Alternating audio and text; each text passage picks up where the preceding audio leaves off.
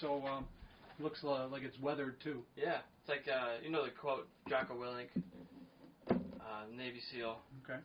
That's what he says. And he does. Okay. I mean, it makes sense if you're disciplined, like with your diet or with whatever. You can do anything. Did your camera see this? Yeah. Can you show that? Yeah. Isn't that nice? So we got a. And let me turn it to this one. We got a relative, Tony Suzio. He paints signs for a living, and so this is a shout out to Tony, who did a great job he does.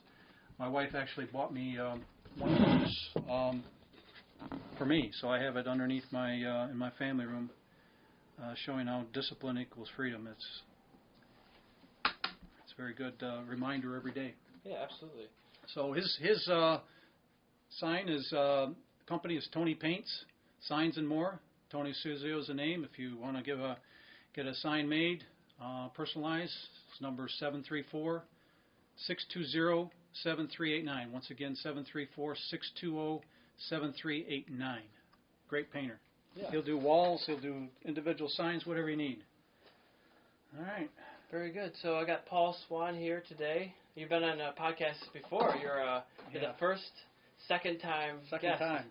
Okay, just like a Tonight Show guest host, eh? Long-time listener, first-time caller. Yeah. So you're a jack of all trades. And master of none. Master of none, says you. But you've managed rental houses in the past. You've been a soccer coach. You've been an engineer, designer. Mm-hmm. You've been, a limo driver, driving us all around all the time. Oh, yes, I have. Yep. A little bit of a maid here and there for us when we were growing up, but definitely pushed us all in the right direction, I think. Thank you for that. And it's been a journey for sure. Sure has. And now you're helping me with my business in part-time. I do what I can. Pretty Yep. cool. Doing some spreadsheets for Eric and not going along as fast as I wanted. He gave me this job a year ago now. Has now it been it's that long? a year. It's been a year, and it's a little bigger job than what I think he thought it was, with all the steps it takes to get onto his Shopify account. 2,500 parts, and there's 8 steps.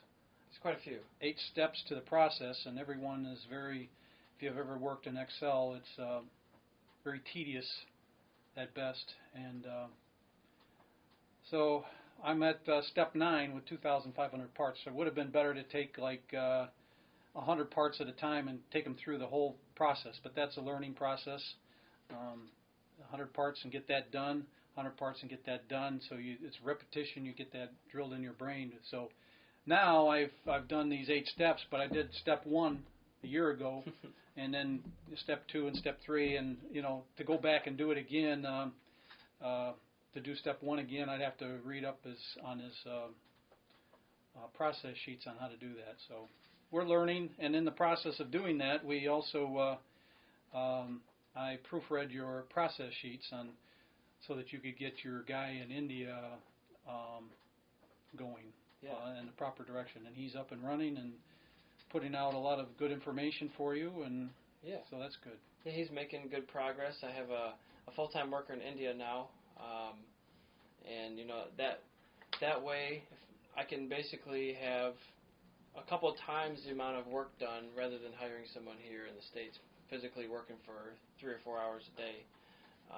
It just makes much more sense to do that. And he's been making great progress.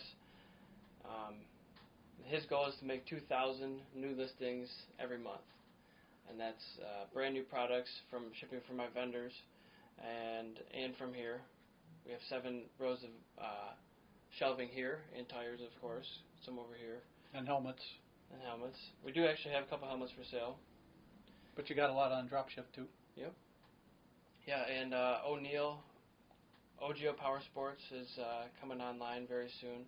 We got a few of those gloves and boots and jerseys, motocross wear. There's going to be Blur Optics, a goggle brand that actually has like a magnetic visor.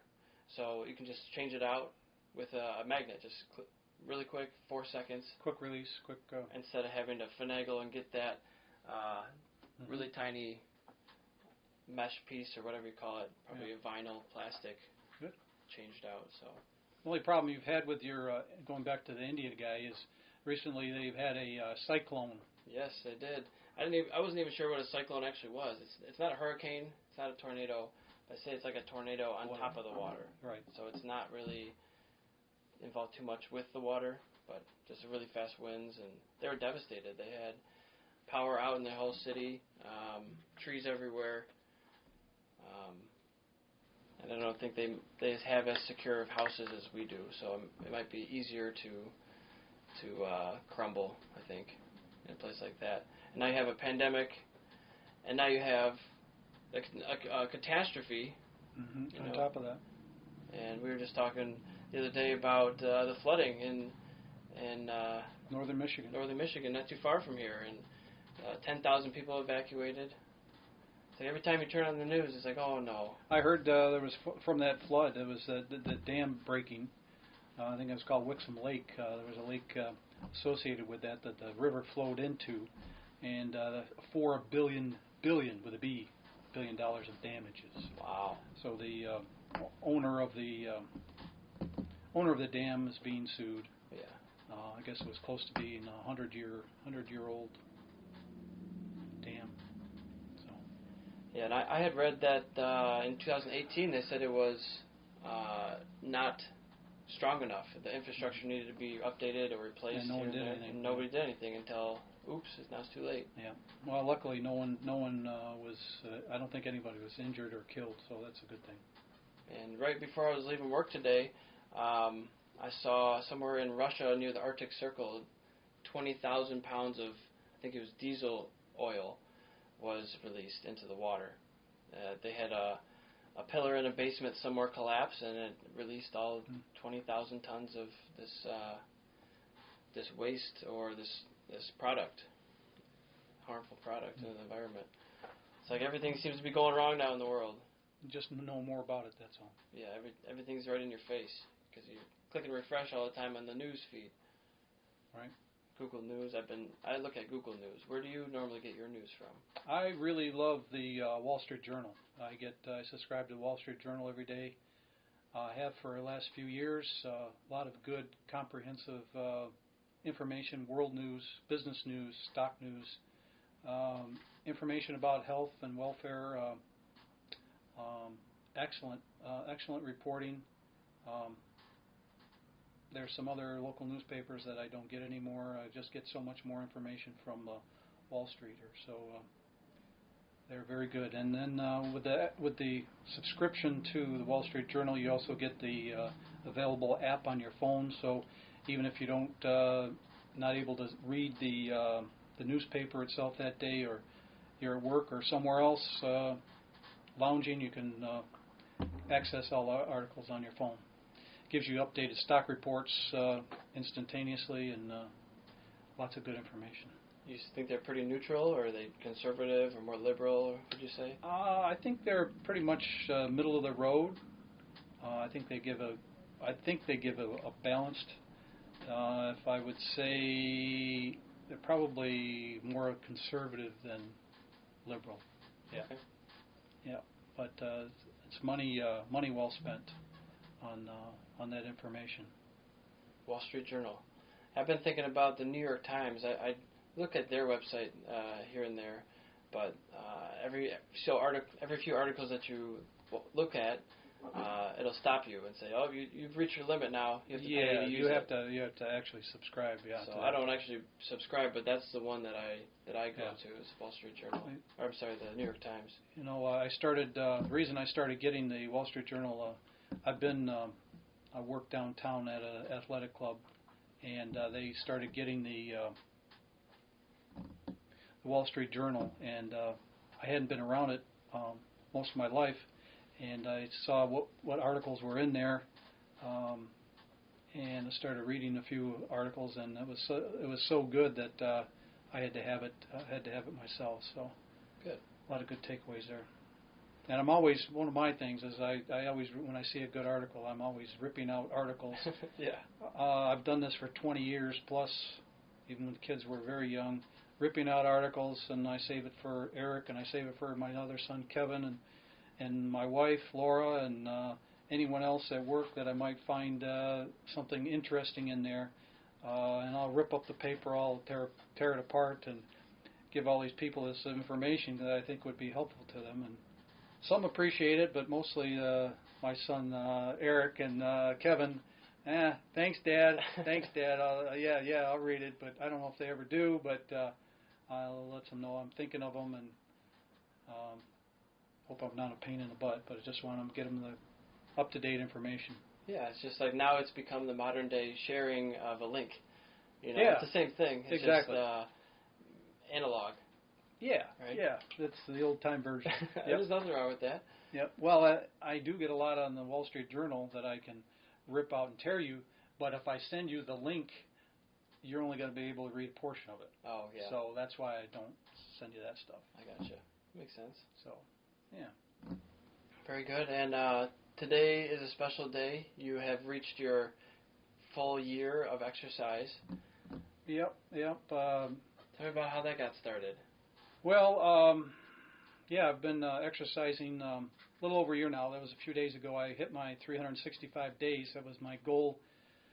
Original goal was to run every day. I turned 61 in early June of last year, and I wanted to get better back in shape. And through Eric's a very competitive person, and he's done the Tough Mudder a few times and some other things. And my other son Kevin has done Ironman 4 times and other races and marathons, half marathons and whatnot. And so they've both been kind of coaching me on how to do things better and things to use and what not to do and what to do.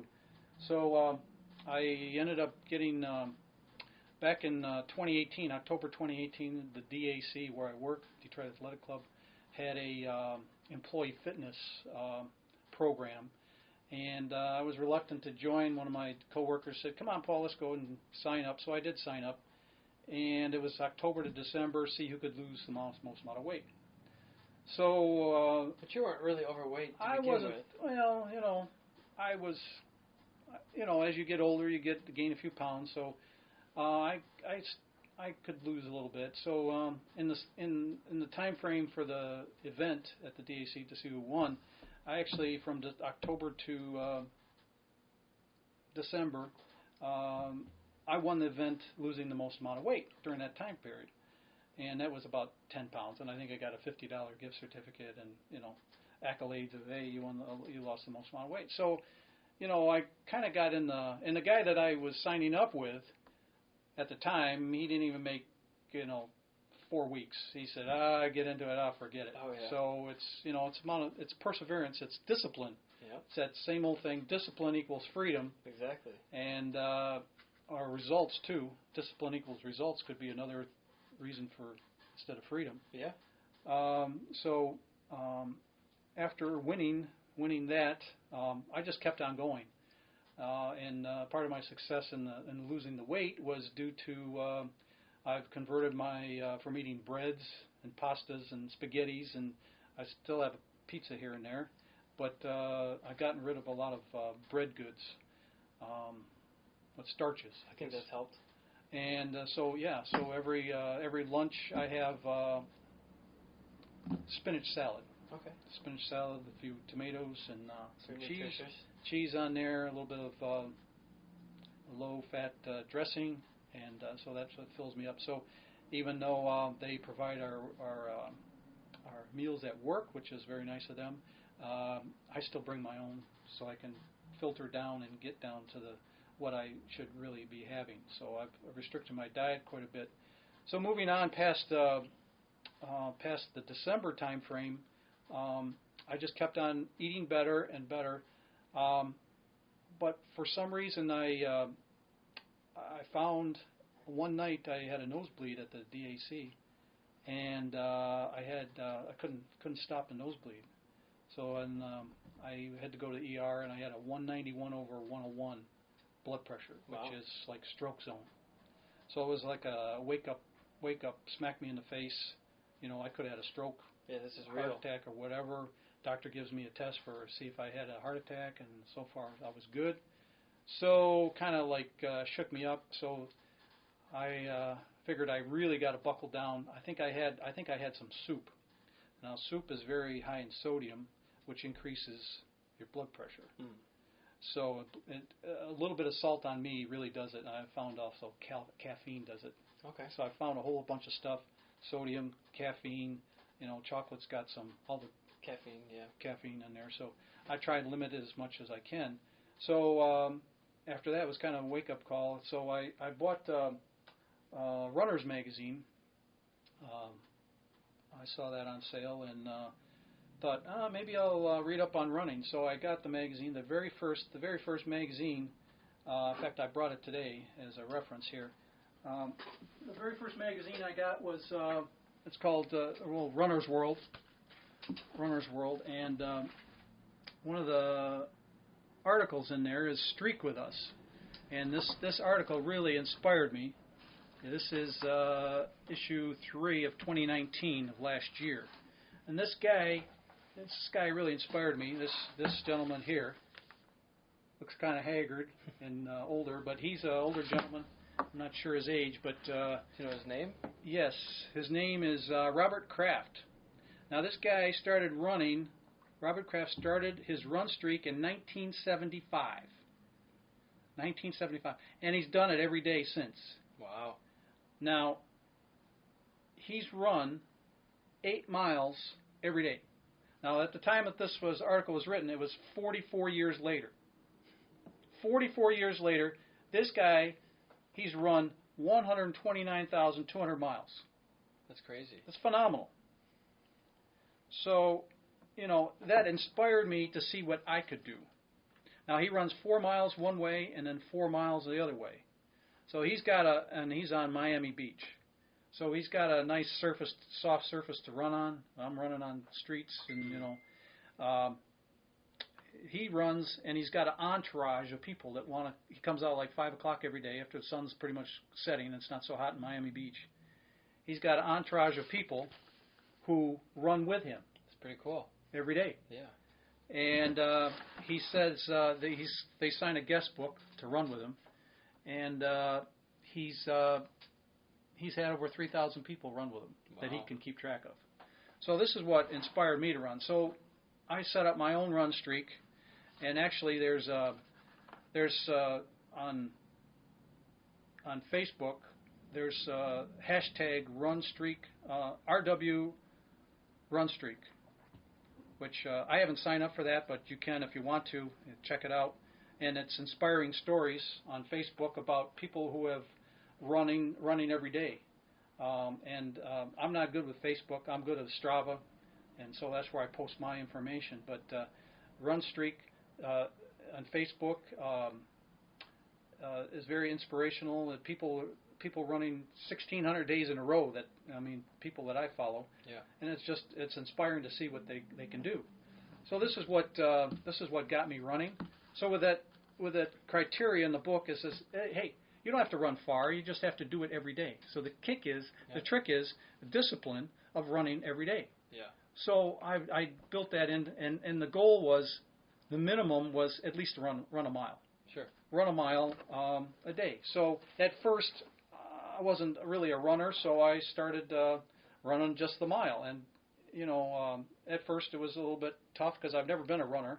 A little bit overweight, 61 years old. I mean, how many guys are running at that age? I'm sure there's a few, but if you've never run before, it gets... Not a huge percentage anyway. Yeah, so I started running after my birthday, and one by one, and kicking them off, and, I get done with 1 mile, and then after a couple weeks, I'm doing 2 miles, and 2 miles are easier. And then, you hit the summertime after work. The hardest part when I run is after an 8-hour day of standing, because I stand all day, and then go out and run. Yeah. Now, your legs are already fatigued of standing all day, and I probably do at least maybe 15 to 20 flights of stairs a day at work. So my legs are kind of fatigued by the time I get out there, and to go run after work, your legs are really fatigued. And on top of that, if you do it in the summertime and it's 85, 90 degrees, it's like, oh my goodness, what am I doing? Yeah. So I get through the summertime, and then I'm kind of going a little bit farther and farther, and I got to the October time frame, and I was pushing myself more, and I was able to do 5K, and then I did a 10K, which is 6.25 miles, and then the October, I'm thinking, man, maybe I can push it and do like a half marathon in the October Detroit Free Press Marathon. Yeah, as an actual event. As an actual event. So I was kind of ramping up to that. And I said, well, it was 2 weeks before that. And I said, you know what? If I can't I'm going to press myself and do 10 miles. See if I can do 10 miles. Yeah. If I can't do 10 miles, I'm not going to sign up. So I signed up. I did the 10 miles like a week before. And I didn't like the way I felt after. The day after was like my body was depleted, and it was like, it wasn't aching. It was like I don't know, it was my heart or whatever. It just didn't feel right. I didn't feel good. Yeah. I didn't want to go through that again. It's a big shock to your system. It was. When you haven't been doing that. Yeah. So but I did 10 miles. But I was upset. 10 miles. I was upset with myself. Hey, 3.1 more miles, and I got a half marathon under my belt. Yeah. But I let that go. So I backed off from the 10 miles, and I did about 2 miles, just to get get acclimated a little better and heal a little bit. So getting into January, I'm all hyped up. You got New Year's resolutions, and I'm still going every day, no matter what. In the snow, one day I'm at getting tires for your truck, and I'm at Discount Tire, getting tires for your truck. And so I drove your car up there, which is 1.5 miles from my house. And then I said, okay, I got to get over to Planet Fitness real quick and get this mile or two out of the way on a treadmill. And then I'm thinking, I said, you know what? I can do this by running home. Yeah. So I got heavy boots after work, after driving your truck to the Discount Tire, and I said, I can run home. Sure.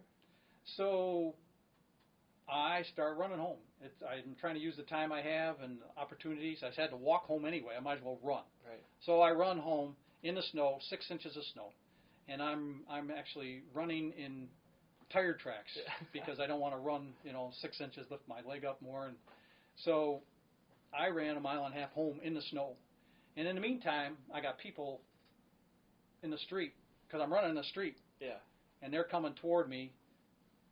And even though there's room, they're honking at me and giving me the finger and hey, you asshole, get out of the street. Can I say that? Yeah, oh yeah. And so so I got a lot of bad vibes from a lot of people.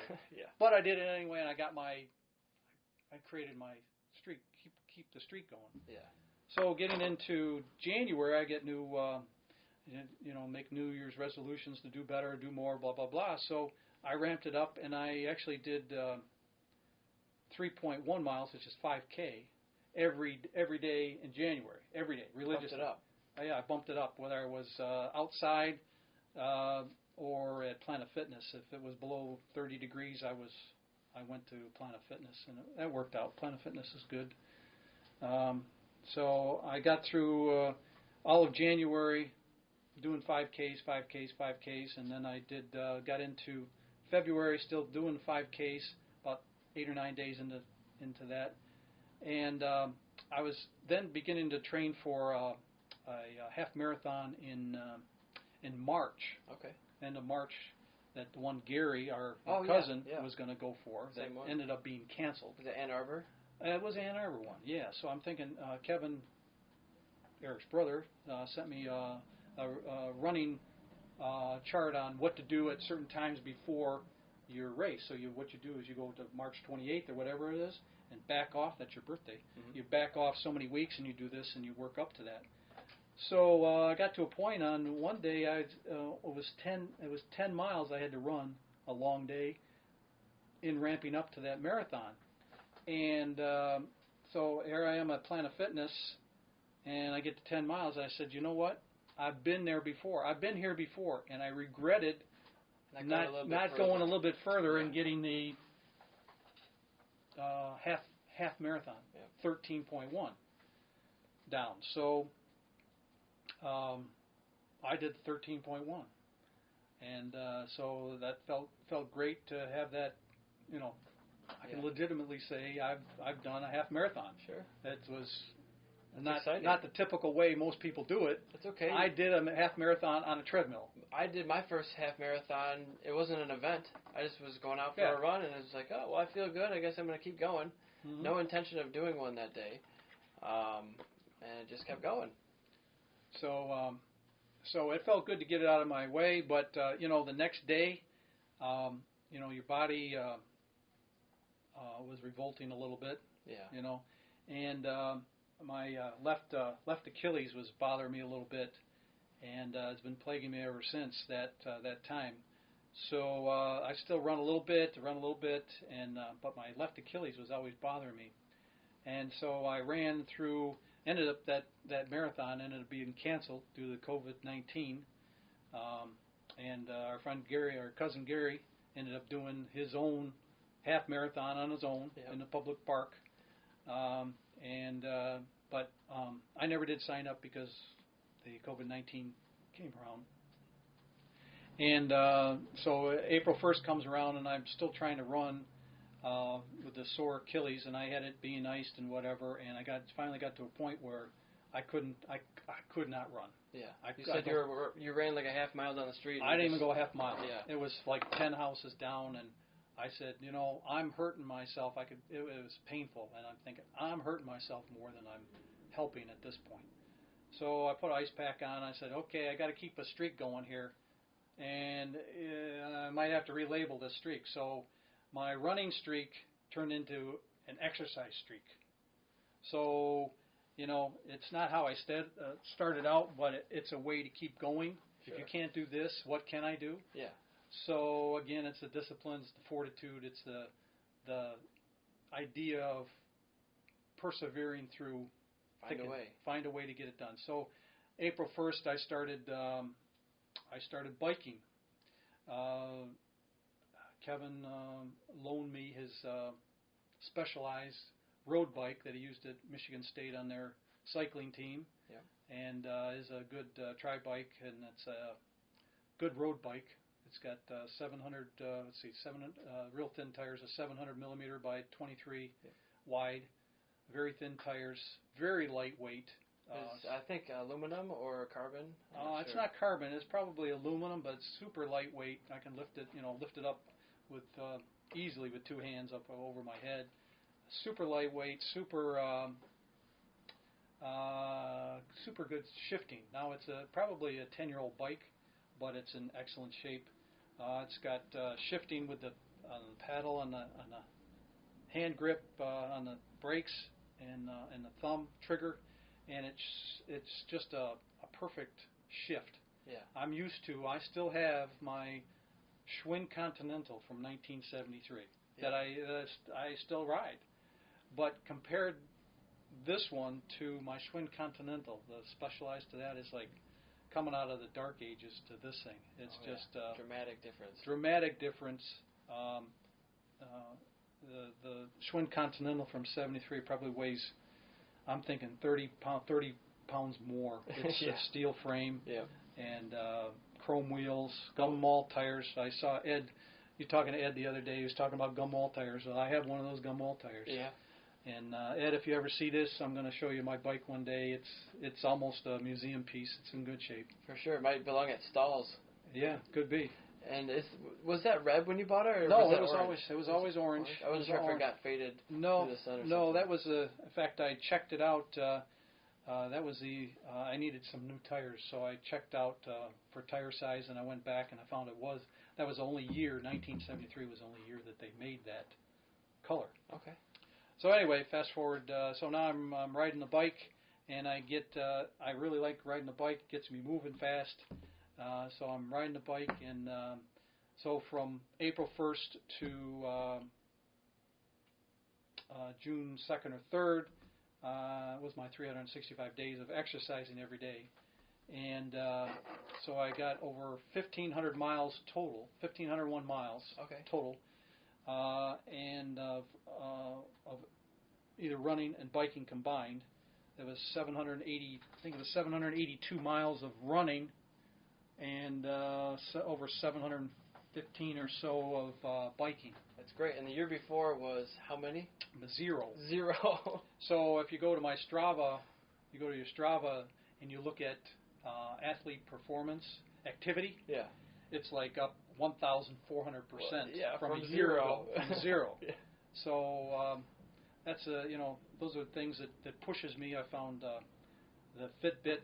The guys, my sons got me and my wife got me a new Fitbit Ionic that I use every day. I love it. Is that color? You can see or black and white or? It's color. It's got I can have exercise. I actually can store 300 pieces of music. There's a coach on here. There's alarm. There's a time clock. Okay, it's a computer. It's a wallet. It gives you the weather, tips, Pandora, Strava's on here. Wow. It gives you your heart rate, GPS, does everything but wipe your ass. Yeah. So maybe we'd do that too. Yeah. But anyway, I love it. Strava's another app I use on my phone, and it motivates me to do more. I see what people do. And the more you do, and your more posts you put on Strava, you get followers. And I can't believe I got followers. I got followers in Russia, in Taipei, in Singapore, in India. It's pretty cool. And you converse a little bit through the app. And you encourage one another, and it pushes you more. It makes a difference. You have a community out there that's kind of seeing what you're doing and wants to not one up you, but wants to do the same thing as you. Wants to participate. Well, there's guys and girls out there that are on my feed, and you give them thumbs up, and they give you thumbs up, and they give you encouragement, and when you do something good, and so that's good. So. Yeah, I've used the Strava. I've used my Fitbit. Is great. Fitbit's great for tracking sleep and steps. It does and steps your steps as well. A day. How many steps a day do you normally get? What's your average? Well, since we've been down with this COVID, it's been really down. Yeah. And I've been biking, but I haven't been walking around the house as much. When I'm at work, I get around 17 to 19,000 steps a day, and it's about 2,000 steps per mile, I think, something like that. Okay, so I get maybe 5 miles a day of walking around the place, so I'm always on my feet. So that helps me a lot. So I did bring some of the things that helped me in this past year. Yeah. Is this BiPro product. I've had it's a whey protein isolate, so I use this every morning. There's a chocolate version and a vanilla version, and I use this every day with almond milk. So I've gotten rid of the milk, cow's milk, and gone to almond milk. I really like the way it tastes. Do you do original or vanilla? I really like sweetened. The milk. Yeah. So. I really like the chocolate. Okay. I don't think I've had that one. So there's almond chocolate milk. So I go to Aldi.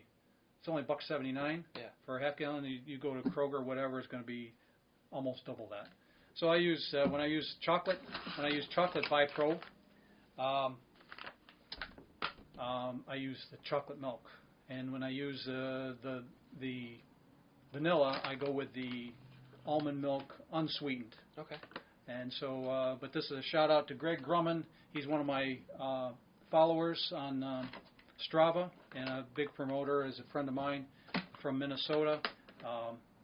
Great guy. He sent me some of this. He works for AgriPure, and they make this in Minnesota. So thank you, Greg, for that. I use it every day.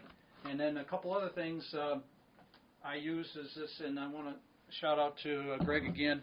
This they got a new BiPro protein water, 20 grams of protein. This is a berry flavor. It's very, very good, very tasty. Only 90 calories there. It's best served cold, but it's great. So I use this. I use this before I go on my bike ride or running, and then I use this afterwards. 20 grams of protein for muscle, for rehydration and build muscle. So I'll have to try that one. They have this is berry. This is berry flavor and a lemon. Both very good. And then this is one of their newer products. And then I'm not getting endorsements by this. No money, kickbacks. no kickbacks, no nothing. Personal favorites here. These items here. They do have another one, an orange flavor. And that has 20 milligrams of. No, I don't know how many milligrams, but it has caffeine in it. Okay. And where can you get these? Can you get these from Meijer? No, I think you can get these online. I don't know about anywhere else, but you can order these online by the BiPro Protein Water and BiPro Whey Isolate Protein. So again, this is made by AgriPure in Minnesota. I happened to meet Greg a few years ago in Madison, Wisconsin. I think you met him too. Yeah, I met him. He had Wisconsin, some beers with him over there on the waterfront. And Kevin, my son, was doing the Ironman Triathlon. Madison. Yep. So I met Greg there, and a great guy. And so thanks again, Greg, and thanks BiPro for the products. So those are some things I use every day. And I don't think I mentioned this earlier, but from October 18 when I started my exercise and weight loss, so I've lost 28 pounds. 28 pounds. So I've gone from 210, pudgy 210, to 182. Nice and svelte. Svelte, yes. So 182. So I'm on 182 since a long time. Yeah. I graduated high school at 176. Okay. So I'm not too far from there. Yeah. So another thing I use, when I don't want to drink anything, I just want some protein, whatever. I use this. It's a Millville Protein Bar, and you can get these at Aldi. These are great. I especially like these. It's a dark chocolate and almond, 10 grams of protein with no corn. What's that? Corn syrup. High fructose corn syrup. Yeah. No high fructose corn syrup and no synthetic colors or preservatives. Good.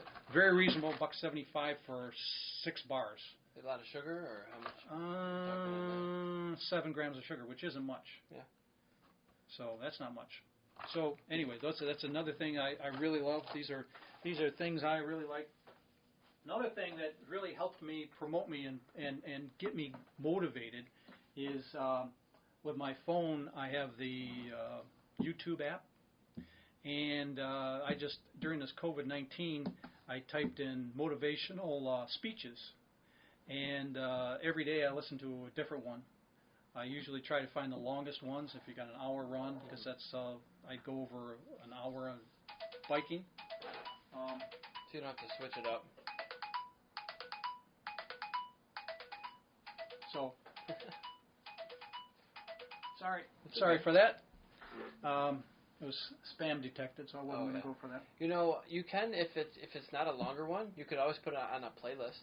If you have a couple different shorter ones. Oh. And you're talking about YouTube. As a playlist. Yeah. Kind of thing.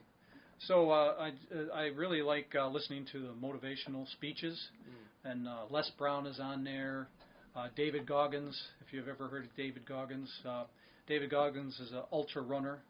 Yeah. He was a inner city kid who was like close to 300 pounds. He's a big guy. Inner city guy, black gentleman, and he eventually wanted to join the Navy SEALs, but he couldn't swim. Yeah. And 300 pounds, and he went through boot camp like three different times. Yeah. To get there, and so he's very inspirational. And I started listening to the books on tape. What is it? Audiobook. Audiobooks. Yeah. And David Goggins he wrote the book Can't Hurt Me. And so that's inspirational in getting me to do more. Yeah. Your body is a tool, but your mind is what pushes it to do the right things. And a lot of listening to him and pushed me to do more. And so I listened to him. And so what I use with the YouTube videos and the audio books on audio tapes, I got these at Christmas time. These are they're called aftershocks. So they just put on, and the good part about them is they keep your ears open. Okay. So they're actually like, I think they're called Bone technology. Oh, it's the Jabra, is it? Or that's a brand? Well, maybe. it goes. Yeah, that's a brand. Yeah. Jabra. But this goes into the side of your skull, and you get the vibrations through there, and you can still hear like road noise. Yeah. So I really like that. I use these every day. Pretty cool. And they're waterproof and rechargeable, and Bluetooth. 2-year warranty. So I got these at Costco. These are very good. I love them, and yeah, it's great for anything. So a couple other things. So I in the first couple of days of running, I got knee pain. Oh yeah. So So wearing knee braces. So I said, how can I get through with this knee pain? And so I had I first used the neoprene, big old neoprene knee compression. Actually, you put it on, it's like a half sleeve over your knee, and that worked for a while. And then I got down to these really work good just below the kneecap. So 2 of them, you can pick up these, any generic ones on Amazon. A little padding on both sides, inside and outside, Velcro.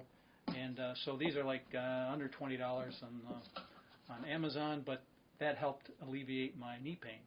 So if you can find ways to get rid of the pain, you can do a lot more. You can push through it. And I'm sure you bought different shoes when you started running. What are you running in now? Yeah, so I'm glad you brought that up. So my son Kevin, the big runner, who's run a lot of miles, he suggested I use the Hoka. Okay.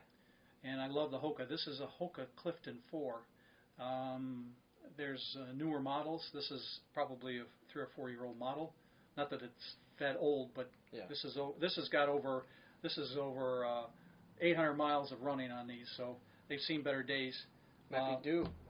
What's that? You might be due.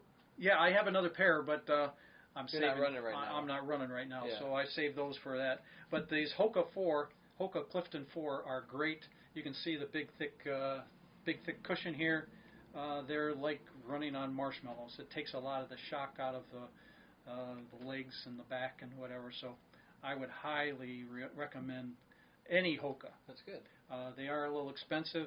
If you buy the current model, you're going to pay the most. You can pay $150, $160 for a pair of shoes.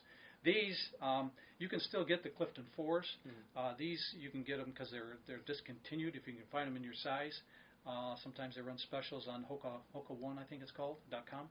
And you can get these for under $100, which is a great value. Yeah, that looks nice. So I got those. So another thing that's helped me, in early April, we had some cold days, and I'm riding a bike, and it was raining, cold, and I was good everywhere because I had rain suit on and I had rain pants on, but my feet were in tennis shoes. I was not wearing these. I was wearing a Reebok tennis shoe for biking. I don't have the lock-in shoes like you do. No clips. So my shoes were soaking wet, and I was cold. I ended up doing like 15 miles in the cold rain. Yeah. And it's windy and it's raining, and I'm still out there. And I come out and I'm all shivering, and I went and took a shower, and it was painful. Yeah. The shower, just a warm shower, was painful. The drastic change is like wow. Yeah. So anyway, my wife got me these. These are boots, biking boots that I put on over my tennis shoes. It's kind of like coverings, right? They're coverings, and they got a zipper on the side. And so what you do is you put these on first on your leg. So you open these up and you put your legs, so these come up the leg, and then you put your shoes on, put these up and over, and this straps over the top. Yeah. Now a real thick shoe like this doesn't work too good because it's so thick. Right. I think those, like I have ones just like these with probably a different brand or something, but they're really, I think, meant for the clip shoes. So those yeah. are smaller. Yeah, it's not really meant shoes. for tennis shoes, but they still work for it. It does work, and I mean, what a difference. Yeah. What a difference when you got the right equipment. Absolutely. And Kevin's bike has the clip pedals on there. Is that right? Or did he switched them out for me. He switched them out. So a couple of the things that has helped me during this time is I also, in addition to the Runner's magazine, I get the bicycling magazine. Oh, yeah. And it shows you, just like the Runner's magazine shows you all the latest the ideas of the new shoes that are coming out, latest trends on that, what's best to buy for trails or the street. The bicycle magazine is great in that it shows you different bikes and different people, highlights different people of the month, gives you different maybe techniques to try out. And here's, I haven't read this one yet, I just got this the other day, but this guy, I'm looking at this guy, I said, okay, what's so special about this guy is at first glance. He's missing something. And so I'm looking at this a little closer, and this guy, he's biking with one leg. Yeah. Now, how inspirational is that? This dude, cool. You know, nothing's going to stop that guy, right? So, you know, kudos to him, and it's, you know, the idea that nothing's going to stop him. So I imagine, I haven't looked at this, but I imagine he's got the clips. Oh yeah, so he can push and pull. Push and pull. He's got to. It helps so much. It really does. You know, that would actually make you stronger by doing the same ride. Yeah. You're just using different muscles. Yeah. So, you know, that kind of stuff is inspirational. So I read both the Runner's Wall Street Journal, Runner's Magazine, Bicycling Magazine, and now I just started getting Triathlete Magazine. Now, that's a future thing, I hope. Hopeful. I got to get this Achilles fixed first. Well, you've been a several-time triathlete attendee. Well, attendee, yeah. Attendee one thing, but, you know, doing it and watching is two different things. Yeah. So I now get this Triathlete Magazine, too, and hoping that I can do some swimming. I can swim, but I got to be able to swim. In the Ironman, it's 2.4 miles. So I have actually over there on my cardboard little board there that I pin things on, I have the triathlete, sprint, Olympic, and full distances. Yeah. The sprint, I couldn't tell you off the top of my head. Sprint it's like 600 yards. meters. Yeah. Or something like that. Yeah. So it is doable. There are people at the Detroit Athletic Club that people in management that have done the sprint. Yeah, you could do it tomorrow and be fine. Encouraging me to do it, and so I did buy. I got at Christmas. My wife bought me a wetsuit. Okay. So you're getting the gear slowly. I got the all wetsuit. that gear. I got the wetsuit. I got the running. I got the bike. Got the shoes. I got the shoes. So you got the protein. I got the protein. Thanks, Greg, and BiPro. And so I got all the stuff. I'm just getting my body to a point where I can do it. Trying to convince your body that you can do it. Yeah. Now, one of the good things about doing the exercise and getting the weight down is just in the last, I've gotten rid of 3 prescriptions medicines. That's great. That I was taking before. So that's really good to hear. Yeah, it feels good. I feel like most of the time when you take those medicines, unless it's an absolute necessity, there's usually side effects that you don't want. And I don't know what those medications you're on, but I'm sure they don't have. Some of them are for good reasons, but they don't all have good effects. Yeah. From what I've read, side effect is it's not such much as a side effect; it's an effect. Yeah. So it's a big effect. Yeah. So in addition to fixing whatever you wanted to fix, but you could have other things, and or the things down the line that you don't know for 10 years that affected whatever hormone. Could be scary. Now, did you have any crashes, or I know you had a couple tire blowouts, but did you have, on your journey of running for a year and biking, did you have any falls or anything? Nothing really. With running in the neighborhood, you're going to have cars not stopping you, even though you got flashers on. And so you were in a flashing vest, right? At night I have a flashing vest, that is neon. It goes like a crisscross of neon, and you're lit up. But you get people that aren't paying attention. They're on their phones, or especially when you're in the crosswalk, almost hitting you, not paying attention. So There's some close calls, but not too bad. So I've actually been starting to wear a whistle around my neck. that's a good idea. Not only for like having people know that I'm coming, but also for maybe if I'm injured or if I'm being robbed or something. Mm-hmm. You know. Well, they're not going to get much. Right. Yeah, I don't have anything on me anyway when I'm riding. But yeah, it just feels like a good thing to have. Most of the time, I usually yell behind or I'm on your left. But if there's a whole 30 people standing in the middle of the path, staying behind isn't going to make a move. So a whistle does that. Yeah. Well, I have a naturally built-in whistle. I won't do it here, but I can. That's one of the things at the DAC. I hail a cab and people can hear me like 3 blocks away. It's definitely high decibel level. So, yeah.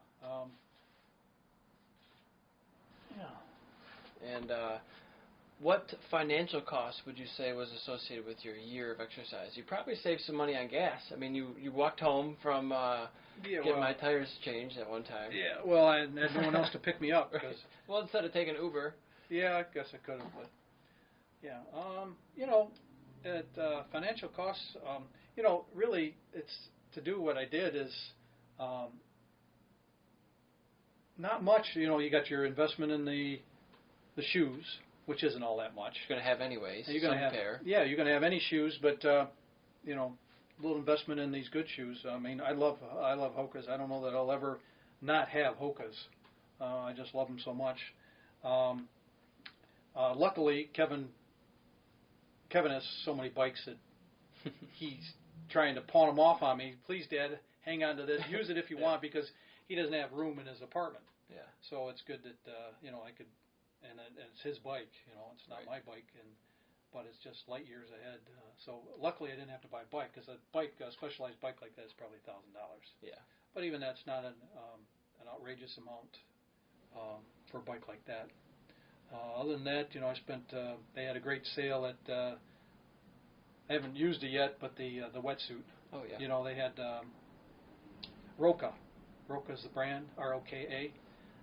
They're a big triathlete supporter, and they had a great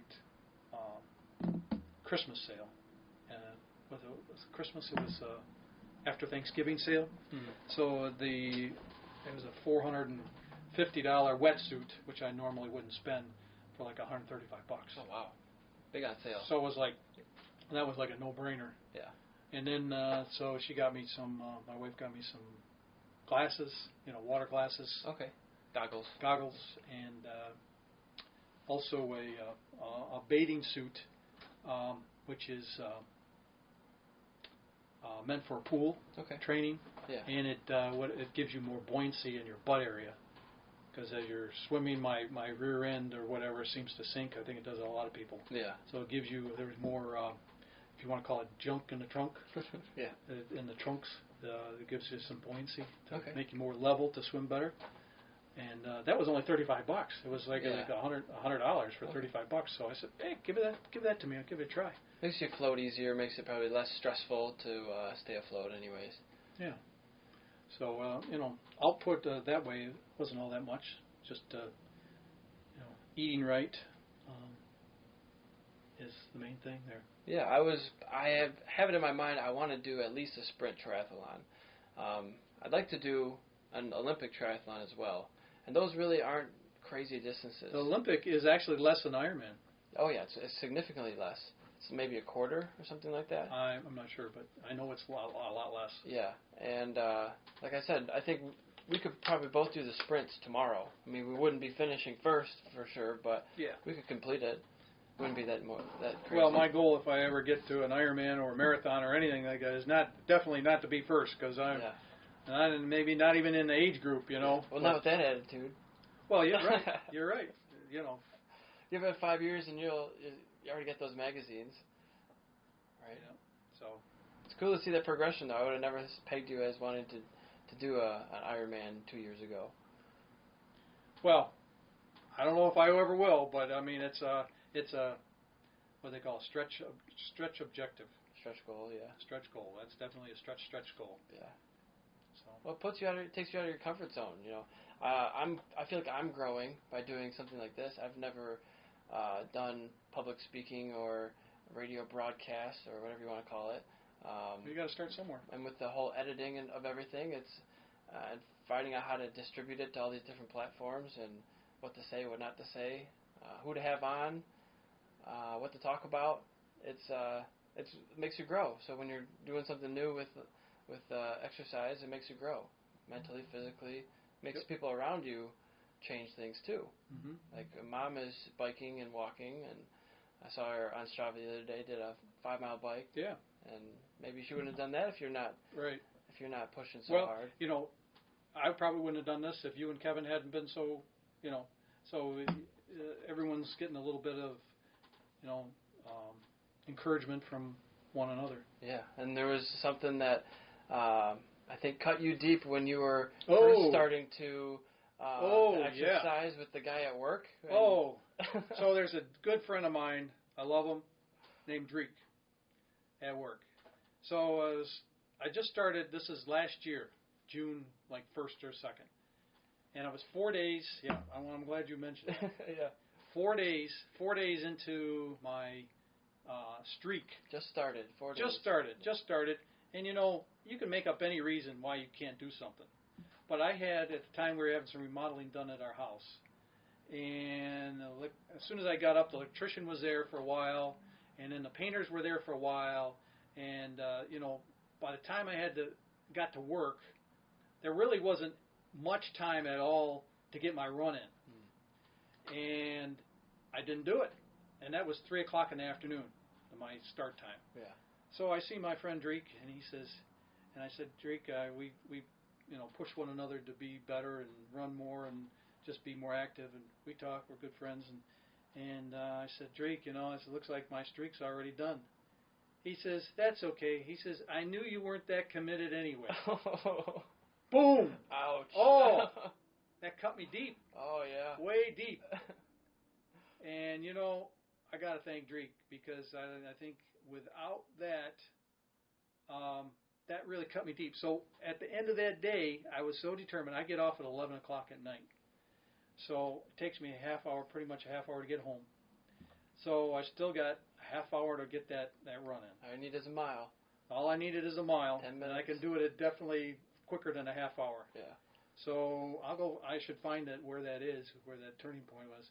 So before, it's just 11 o'clock at night, I'm tired after standing all day, and I get home, and I rip off my clothes, and I get on my running stuff. I get on my LEDs so I don't get run over, and there I am, middle of the night, before midnight, getting it done, and so that was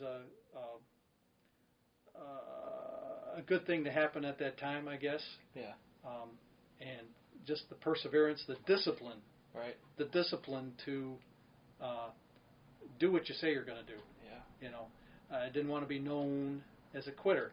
And really, you're the only person that's going to care, but... Yeah, no one else really cares. But, when I said something I'm going to do, I'm going to follow through and do it. Yeah.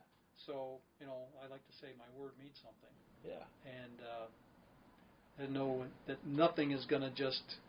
little thing, you wipe it off. And I've had many times where a lot of people, you need to rest, you need to rest, you need to rest, and especially with the Achilles, I didn't rest, and I probably should have.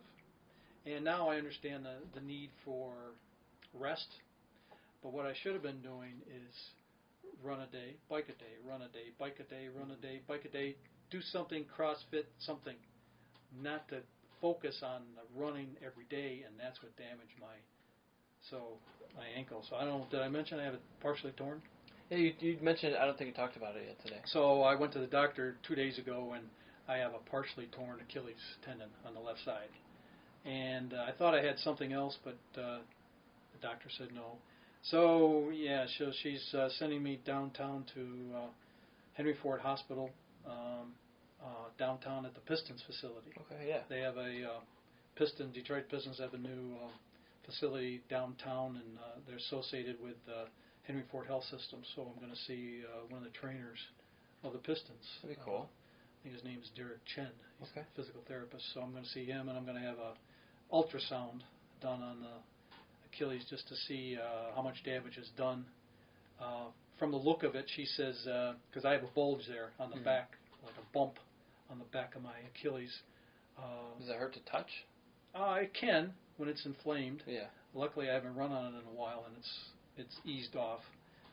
But I got a heavy-duty burning when I did run. Mm-hmm. I mean, burn. Yeah. And she says, well, that's more tearing of the Achilles. So she says, you're lucky it didn't rip totally off. Yeah. But that bump is scar tissue, built-up scar tissue. Kind of like a callus. Because you ran and scar tissue, ran more scar tissue, ran more scar tissue, and that creates the bump. So they're going to see what they can do with that. Hopefully, they won't need any surgery. Yeah. Because I'd like not to have surgery, and I'd still like to be able to run. Because I still got it, and I'd love to run, but I can't. Yeah. So in the meantime, I'm enjoying biking. But yeah, I did myself a disservice, and you know, it was mainly to maintain my streak. I don't want to quit because there goes my streak. Sure. But then it got too painful. So yeah. Found other ways, and I created an exercise streak instead of a running streak. Yeah. So I was thinking about writing into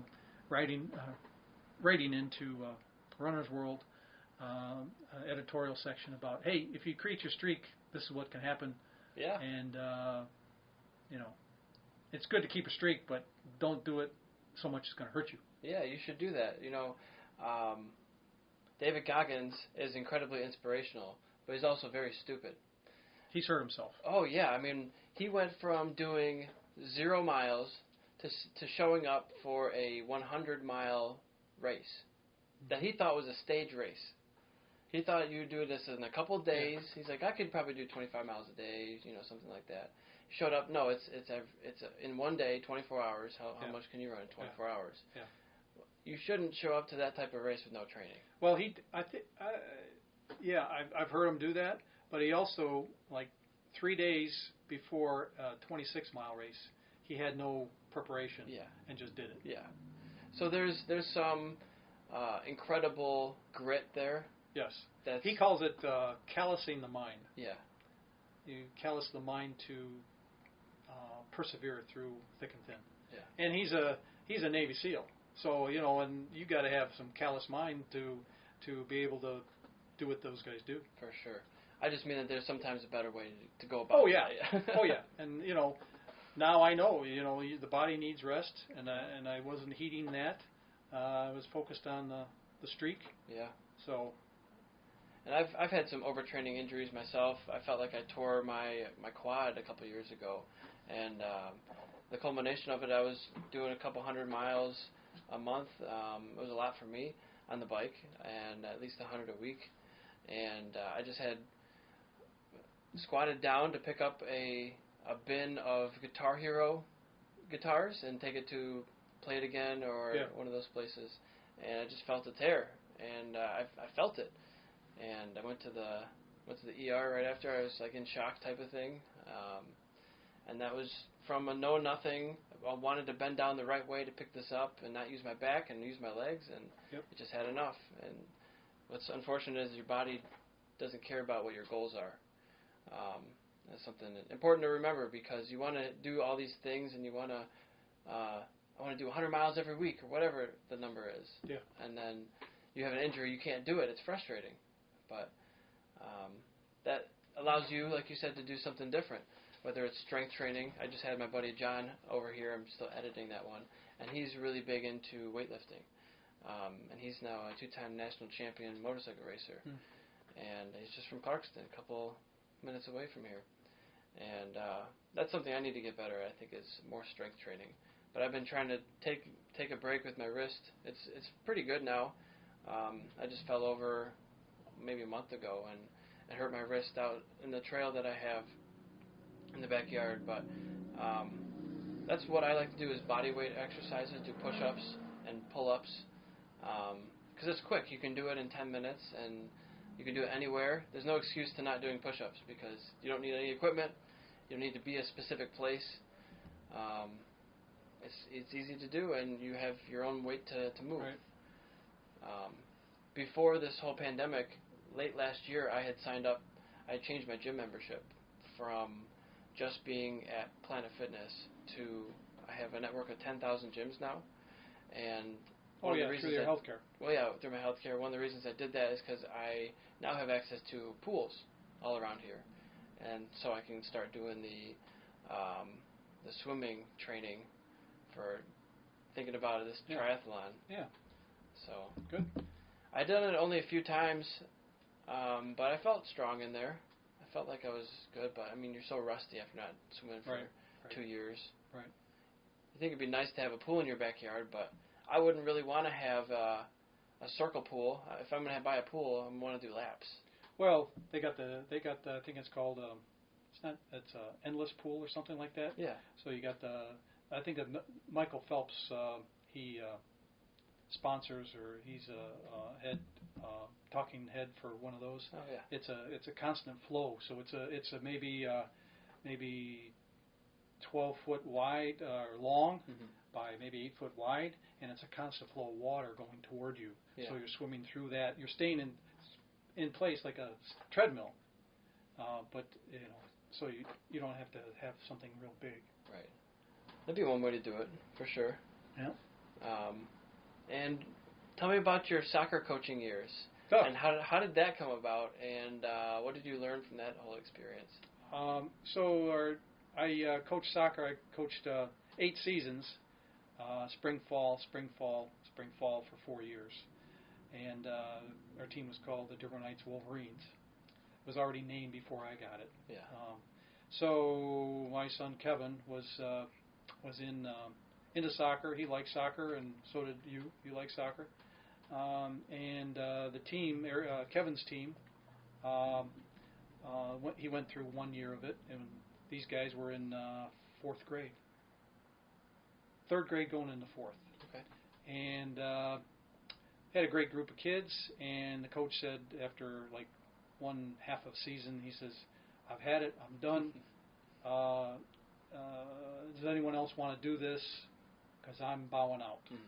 So it was like, I like all these kids. The kids are having a great time, great camaraderie, good exercise outside, and I know nothing about soccer. Yeah. Nothing at all about soccer.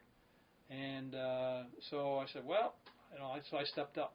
So I stepped up and took over the coaching, and we had a good friend of mine, John Dabrowski. He was my assistant. I had a son, Matt, on the team. And was that through the city or the school district? That was a city league. Okay. Dearborn Heights City League. So it was a Great Lakes Soccer League. Okay. And we were in the Erie Division or St. Clair Division, whatever. And so I took it over because it was going to be dissolved. And so starting the next year, we ended up in last place. But we learned a lot. And probably you asked me, what did I learn? I learned more losing than I do by winning. Yeah. Because if you take it right, you're analyzing what went wrong, what you do wrong, and if you take your losses through life and through the soccer game, if you take your losses and you understand what went wrong, kind of debrief yourself, what went wrong, what can we do better the next time. So, every practice I'd go over, okay, guys, we practice probably twice a week, and then they have a game on Saturday. And every practice we practice on the things, or I point out to the guys what we did wrong, and what we did right. And so by the second season, we had more wins than losses. Let's say that. So it was a positive season. It was a positive season. So when you do better, they promote you to another elevation, a league, new higher tier. Yeah. So we move up a tier, and we did okay, and then we moved up another tier, and it was kind of back and forth through a couple stair steps, up and down for a few years, and then the last season I did it was Kevin was 8th grade. I think it was 8th grade, 4th through 8th grade, and We had a great group of guys, and they kept coming back year after year. That was the beauty of the team. We had great chemistry, good camaraderie, and it was more about sportsmanship and camaraderie than it was at all winning at most game. It was a recreational league. Yeah. So it wasn't like I scouted out these guys and they came on my team. They were assigned to me, so I'd make best use of the guys. Yeah. And everyone played. And I told Kevin, my son, he was great corner kicker, had great corner kicker, and as good as you are, I said, I'm not going to start you every game because you're not going to get, even though you're coach's son, I love you very much, you're not going to get the preferential treatment, be out there all the time, whatever. So, I tried to mix it up with all the kids and everyone get a chance. And I can remember times out there where we were getting trounced like 7-2. One team against Garden City, and going into the last few seconds of the game, the other coach, he's yelling at his team, score more, and yelling at somebody because he missed a goal, blah blah blah, and trying to run it up. We're out at 7-2. Yeah. We're already gonna lose the game, right. And you gotta rub it in and yeah. whatever. So I remembered that, and we had words after the coach and I had words after why you got to do that, and then. It just so happened after that particular game where his guy's running up the score. I think it happened like 9-2. Oh yeah. Which is, and the guy's upset with his team for not scoring more. Yeah. And after we had words, he's supposed to get the winning coach is supposed to get the signature, my signature, to affirm that that's a score. So in our words and our haste, he left and he didn't get the signature. He didn't get it signed by So you. in other words, if he didn't get the signature, he's not going to get the win. Sure. So sheepishly, he gives me a call the next day, Yeah. and he apologizes, blah blah blah, and can I have your signature? So I gave him a signature, but it was kind of he had to put his, I hope he learned something by that. So likewise, when I had a better team and I was playing a team who wasn't as good. There's a little, sportsmanship playing in there. A little mercy there. And, there's coming to a point where I had people on the team who hadn't scored a goal, in seasons, not just a year, in seasons, Right. And so we'd have a little huddle together and say, okay, we're not, nobody's scoring until Andrew scores. Sure.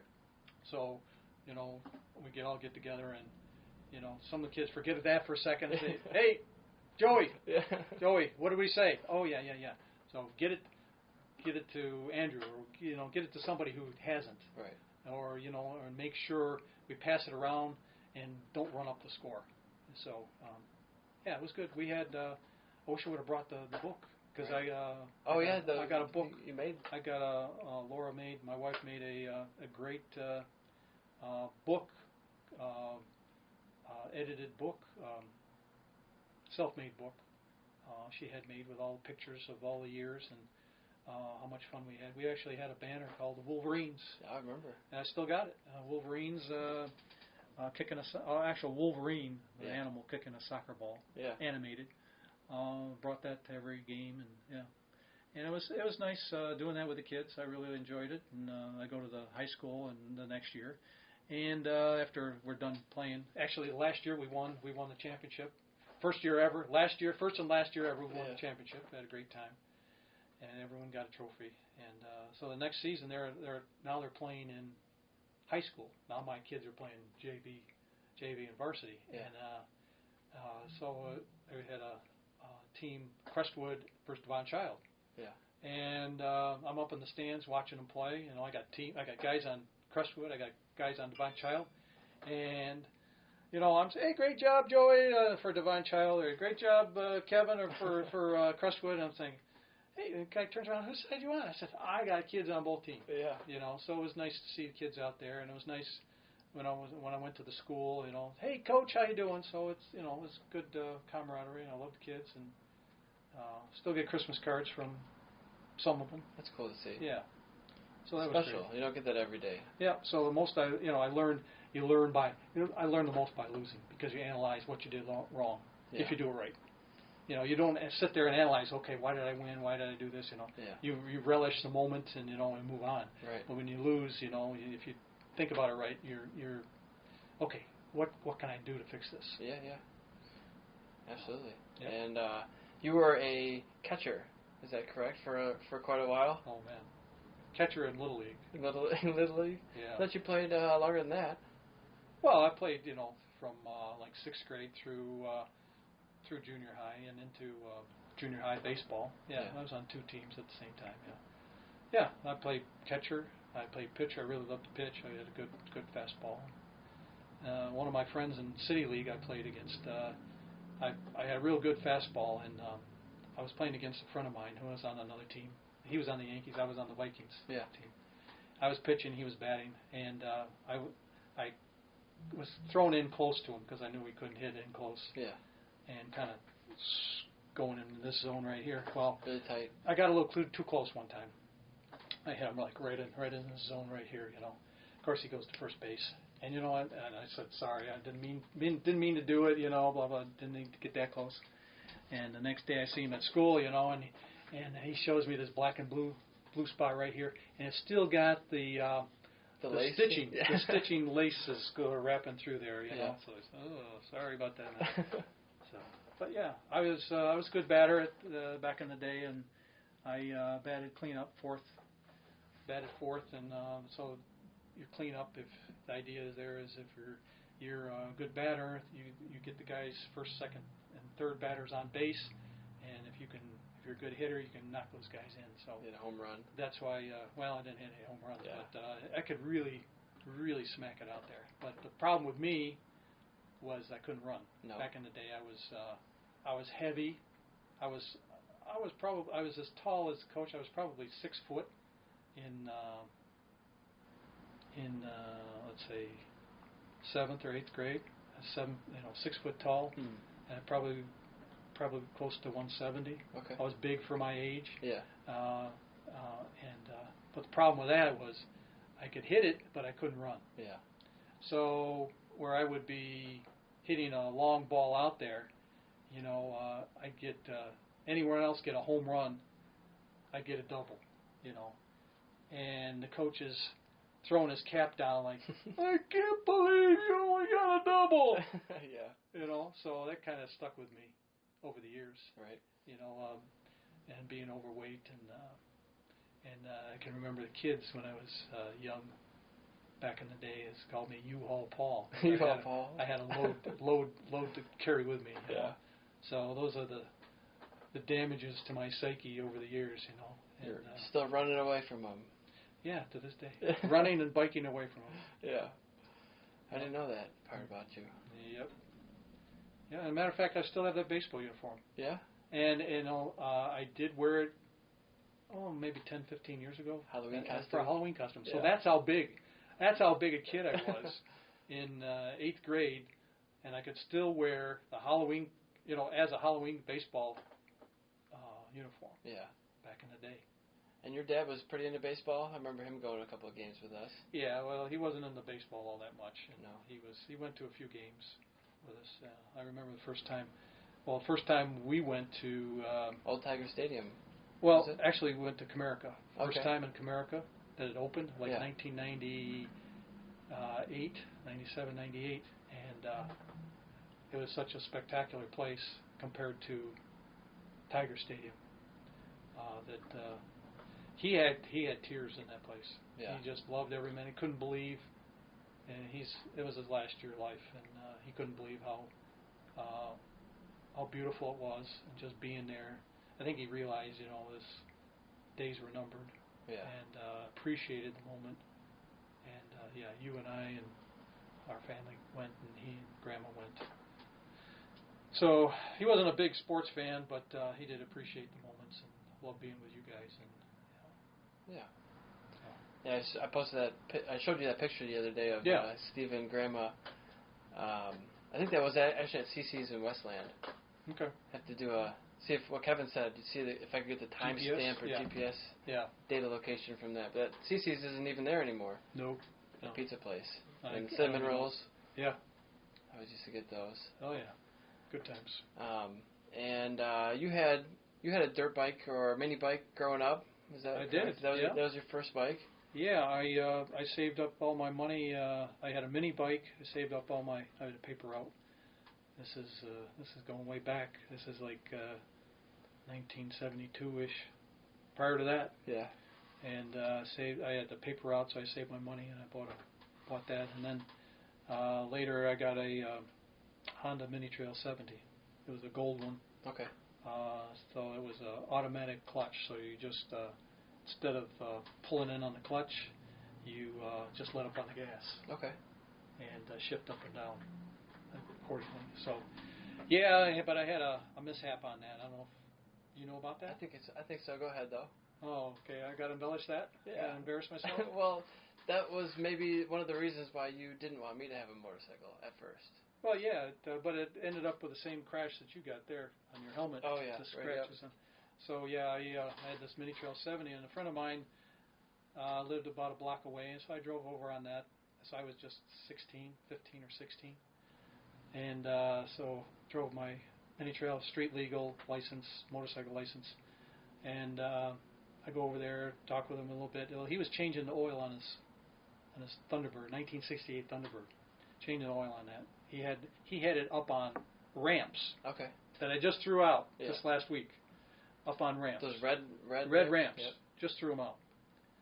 He had them up on ramps, and he was just taking it down. I said, hey, because I've jumped hills on the track, in the trails and whatever, and I can do that, Yeah. Get a little bit of air, a couple of feet here. A little bit of air, So I said, hey, put that car ramp out in the street. Yeah. So I get down. He puts it on the street. I get down into the block, and I give it all it's got. Full throttle. So full throttle. It's going 35, 40 by the time I hit the car ramp. Yeah, and they're not really ramps. They're for working on your vehicle. Yeah, it's a ramp to get just to put your car on so you can crawl underneath there and do what you got to do. Yeah. So yeah, it's not that it's probably 8 to 10 inches high. They're pretty sturdy. High, but it's made of metal. It's sturdy, but it's got a ramp on it, corrugated ramp. So first time I go by there, I'm doing about 35. Yeah. And I drive by, enticing the crowd, getting them all anxious, like Evel Knievel would do. Yeah. And so I didn't think I was going fast enough. So I get down a little farther. Yeah. And I really don't know how fast I was going. So I make a run at it again, and I hit that ramp. I hit that ramp with such force that it ripped the handlebars out of my hand. And so I go flying, and I hit that ramp, flying, and I go like 2 cement squares in the street. Yeah. So it's almost like 30 feet. I go 30 feet in air. Luckily, I'm wearing a helmet. Yeah. But I'm wearing like a shirt like this and jacket, and a nylon jacket. Yeah. No boots, no nothing. No gloves. I come down, no gloves, and I come down front tire first. Oh. Front tire first, and not at a like a gentle angle, but a boom, and there I go on a roll, massive roll. So I come down and I hit this side of my head, and I come down on this shoulder, which I had a hematoma on my shoulder for a while. Come down because it skidded all that up. Cuts and bruises. My watch, goes ping because I'm coming like this. So, but I go into this roll. I hit this, and I go into this roll, like 3 rolls, and I stand right up. I'm going to this roll, and I stand right up, and I start walking away. It looked impressive. Yeah. Impressive as hell. But, man, I was all effed up. Yeah. And I was all scarred here. My helmet's all gnarled up on one side, and the buttons they used to have snaps on the top where you snap a face mask onto there. Those are all ground down. I kept that helmet for a while, but it's gone now. But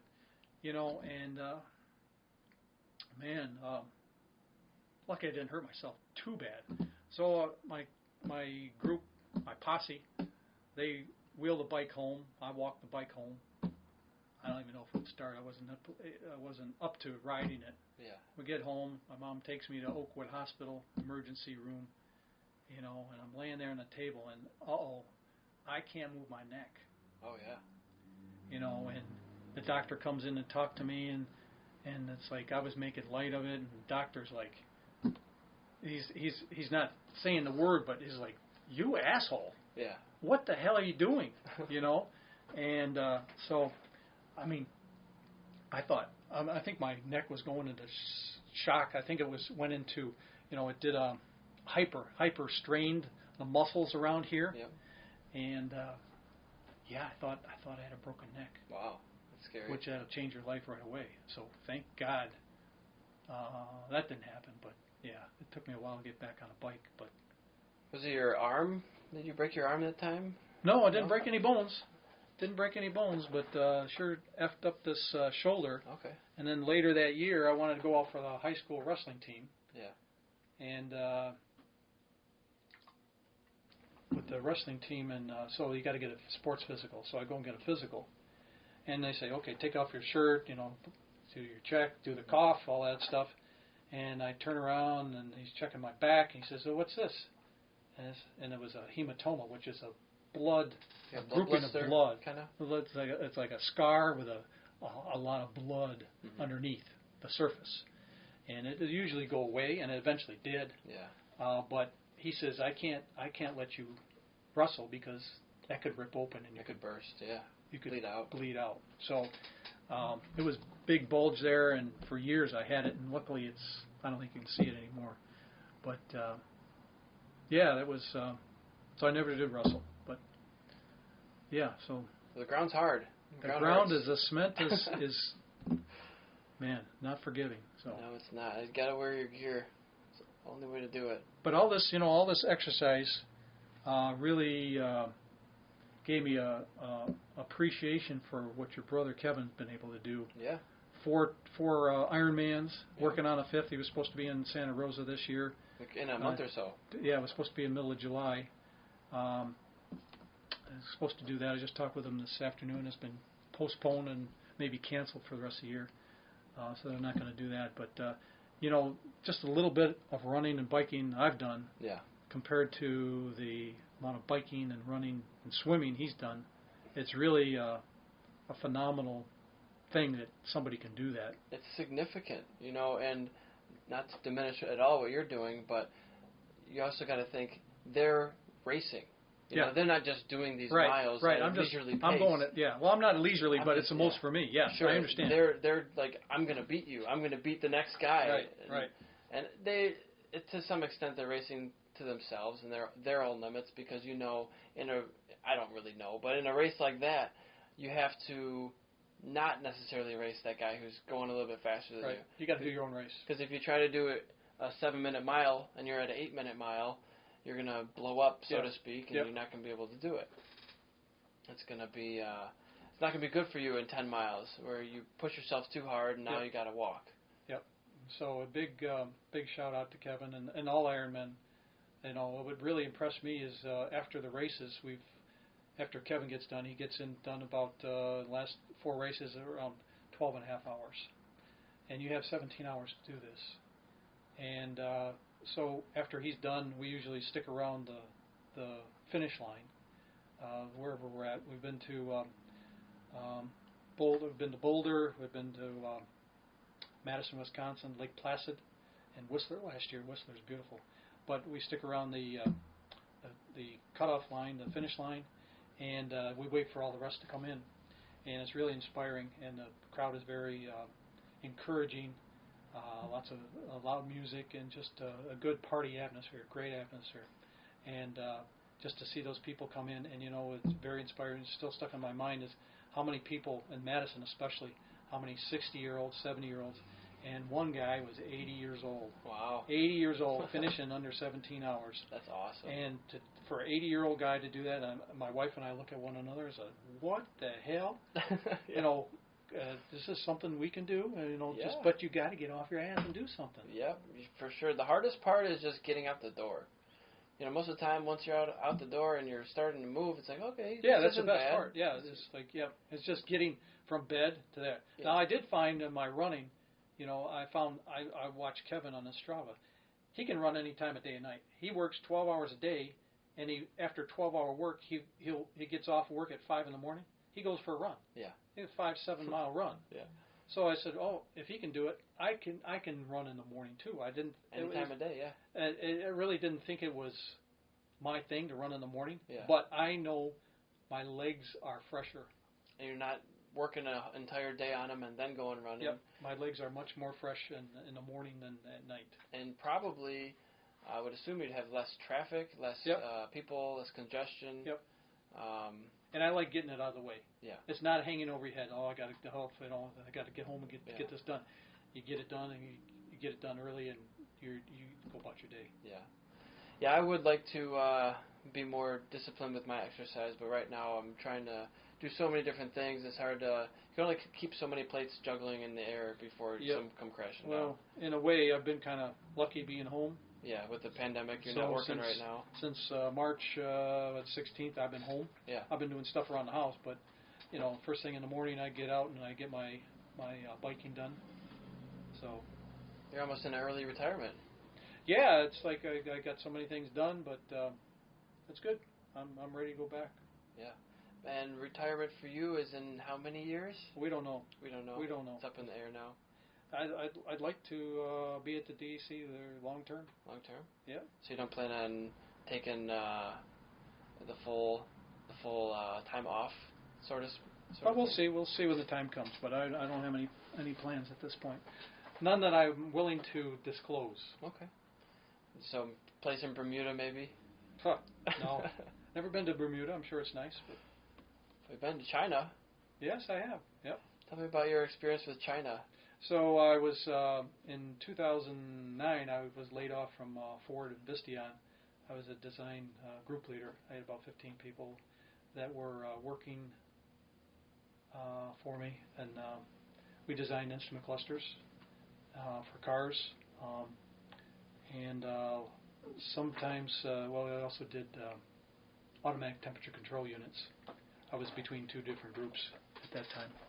And so I ended up, after 22 years being laid off, big downturn in the economy.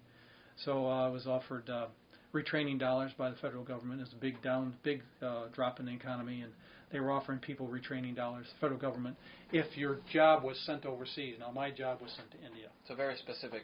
Yeah, parameters. it had to be certified that your job went overseas. Mm-hmm. And my job was certified that, yes, people in India are doing your job. Visteon sent work to India.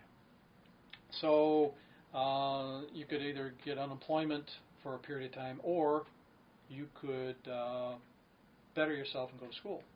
So I already had a bachelor's degree in business administration at that time, so I thought, okay, I'll see if I can do a MBA. So I went and researched it, and they didn't allow me to do anything in automotive engineering because at the time that was a downward spiraling for job prospects of people, how many people they needed. So at the time, Obamacare was coming about, and they said healthcare management is an up and coming thing. So I picked that out of several. Mm-hmm. I don't know if it was the right thing to do at that point. And at the last second, so that was a two-year process of the MBA, and I still had 3 years of retraining. So I had another year I could do on something else. So I asked for can I do a postgraduate in human resources? So for people who don't know, once you have a master's degree, is that you can go for a postgraduate work that's after the master's, and you don't have to take the same the core classes as what you got in the MBA because you've already taken those. Yeah. So that the core classes apply to both curriculums. Okay. So you need only to take the core classes for the specialty. So I finished with an MBA in healthcare management in 2012, and then I finished I went on and did postgraduate work in human resources after that. I finished that in 2013. But to finish my MBA, I had an opportunity to go to China, do a study abroad. So I was in China for 2.5 months, studied at Ningbo University.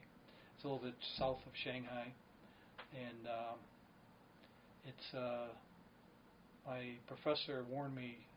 You know, he said to the class that there's something called culture shock. And now, culture shock. I've been a lot of places, and I've been to Spain. I've been to Europe. I've been lots of different places over.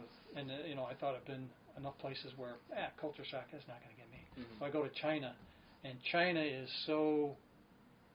was so different from what I was used to. You know, places I've been to before.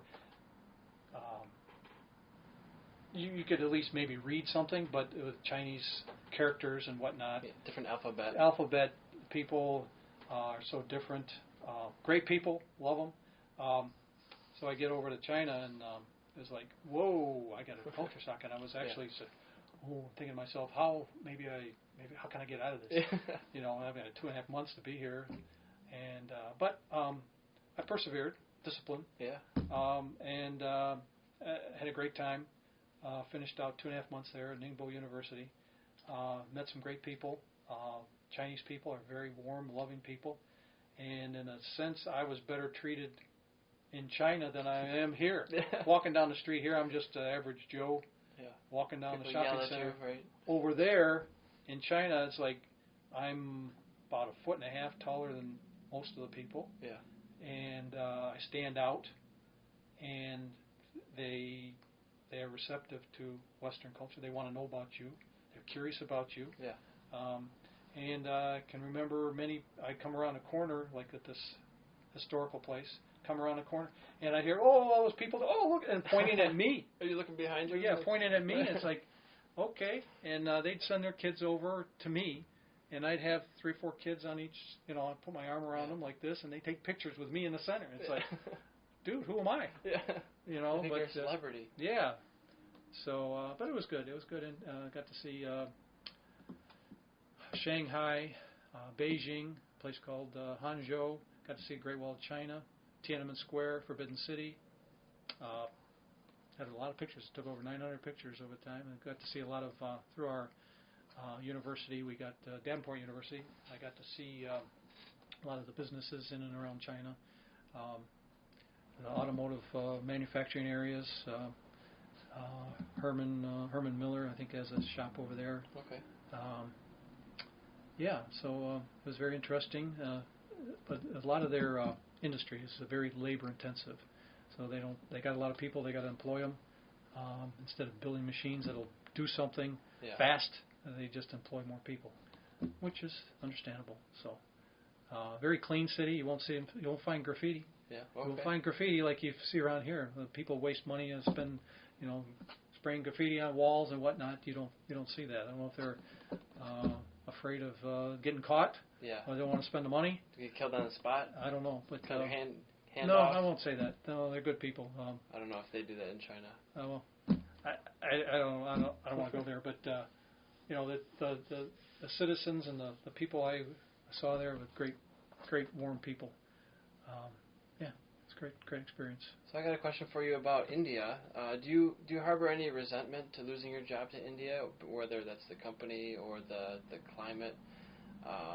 What do you think about that? Like I hired someone from India, and it's a tough situation. Yeah. It's I understand why industry does it. Visteon did it because they can get 3 people there for the price of 1. Same reason why you went there. Yeah. They're an intelligent group, and they speak the English language. Very computer literate. Very smart people. I harbor no ill feelings toward them. It's the globalization of the economy, and everyone's trying to get that. But I there's a little bit of me that a lot of those, every one of those, I won't say every one, a lot of those guys that are there were in my department for a time period. Mm-hmm. And, the company says, here, Paul, these guys are here to help you. Yeah. Now, I have a choice at that point. I can't say I'm not going to teach you because they'll let me go. Right? So I taught them everything I know, and then they take that back, and then they laid every one of my people off one at a time, and then one by one, then I was the point of contact all work coming and going to and from India. I was like a proofreader and checker. Yeah. And and then eventually they let me go. So yeah, there's a little bit of resentment, but it's the way that's the way the world is today. Yeah, and I think a lot more jobs are going to be lost. I mean, with you could say some of these jobs eventually become extinct. Like they're not really being sent somewhere. For example. Well, you got AI. Yeah, and like farming. 100 years ago, I think 90% of the people were farmers, or whatever percentage it was, and those jobs, they just became other jobs. Technology got better, machines got better, we got more advanced at our crops and the way that we cultivate them. But I mean, AI is going to be taking over a lot of stuff. Computers are going to be getting way better, exponentially faster, and what is that going to leave truck drivers to do? There's going to be 30 million truck drivers or whatever the number is that are going to be out of work in maybe 20 years. Yep, maybe less than that. Maybe less than that. They already have self-driving trucks today. They're just not everywhere. Yep. They're just expensive. I've seen them. Yep. So I've been thinking, what can I do to separate myself from that crowd? I've started a business that sells products, so independently of an employer. And this is something that they could never take away. If this gets big enough that I can have ad revenue or sell products through this, just knowing that this exists,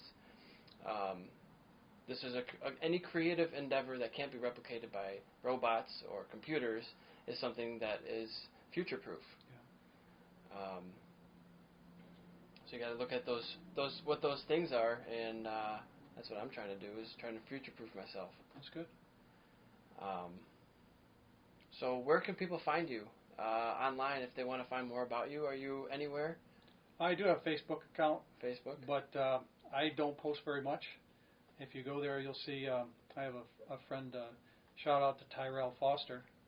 You'll see a handshake. I have a 35 move handshake. And I don't know if you can add this to your... Probably could. You could, if you add that, you could see my handshake. Yeah. 35 moves. If you send me the link, I could do it. Yeah, well, it's on Facebook. If you grab it, download it. So, my partner came up with a handshake. It's pretty cool. Like all these guys do these touchdown handshakes with their teammates. So we got, my buddy and I came up with that. How long does that take to do?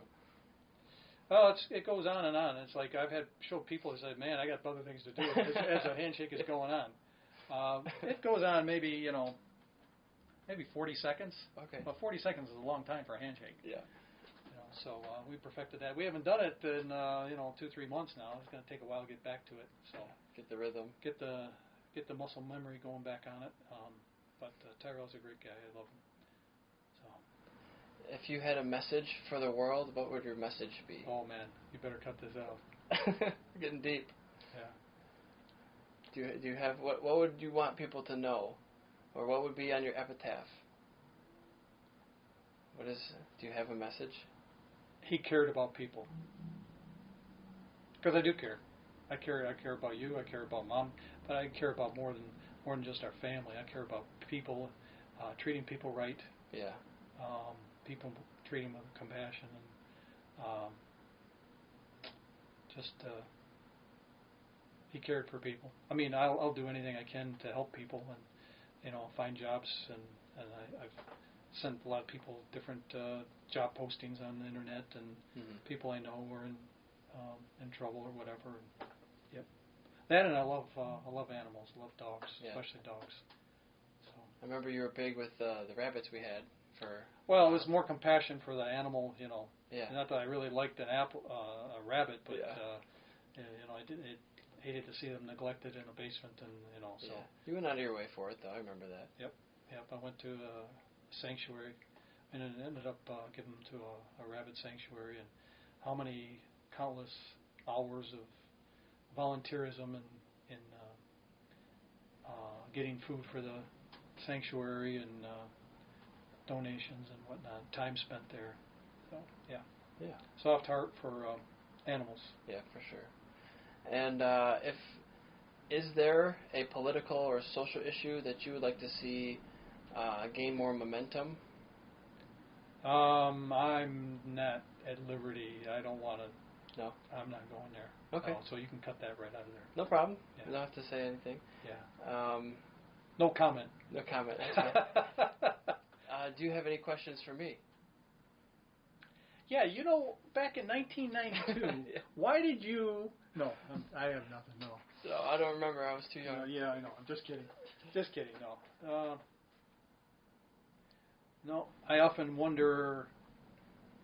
I know you love motorcycles, but I often wonder, maybe wish that I hadn't got that motorcycle when I did, because it influenced you in getting yours. Yeah, for sure. It had an effect. But I always had the passion. I always wanted a motorcycle. I just never knew, how do I do this? How do I get into this? Nobody really had one in the family or close by. I think one of our neighbors did, but didn't really connect with them too much. So it was an influence. Yeah. And that was the first bike I really got on. But I'm glad you did. Look what it did. Yeah. That's about all I got. Okay. We're just going to go work on our Excel sheets a little bit. Yep. Try to upload some products or get closer towards that. And you got some shipping to do. Yep, I got to ship a couple orders today. And we'll get some food. Call it a day. Sounds good.